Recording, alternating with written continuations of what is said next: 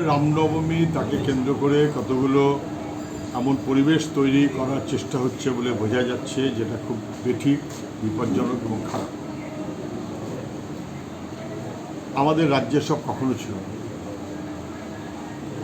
মমতা ব্যানার্জি মুখ্যমন্ত্রী হওয়ার পর এবং তারপর বিশেষ করে তার পিছন বিজেপিকে যেভাবে টেনে আনা হয়েছে, একটা কোথাও যেন বিভাজনের রাজনীতি, উস্কানি, পারস্পরিক একটা বিরোধের রাজনীতি, এটা কখনোই মেনে নেওয়া যায় না।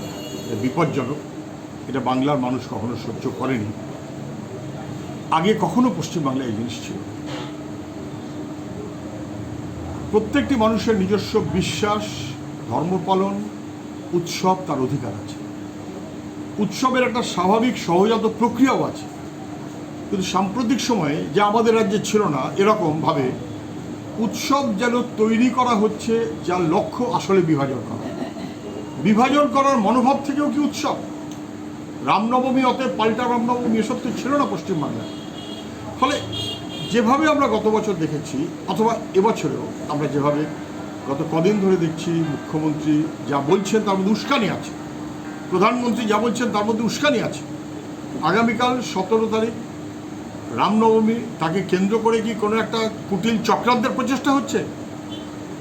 কখনো চলতে পারে না, মেনে নেওয়া যাবে না। সতর্ক থাকুন, সজাগ থাকুন। উৎসবের নাম করে যেন বিষ ঢেলে দেবার ব্যবস্থা করার সুযোগ কেউ না পায়। মানুষের যার যার বিশ্বাস তার, অধিকার তার, এবং সমস্ত কিছু মিলিয়ে বিচার ব্যবস্থা, তারা যখন কোনো মত দেয়, সেই মতের বাইরে কারোর চলা যাবে না, চলতে পারে না। কোনো রকমের উস্কানি বরদাস্ত করা বাংলার মানুষ করবে না। এটা প্রধানমন্ত্রী মনে করুন আর মুখ্যমন্ত্রী মনে করুন, বাংলার মানুষ কোনো উস্কানিতে পা দিতে রাজি হবেন না।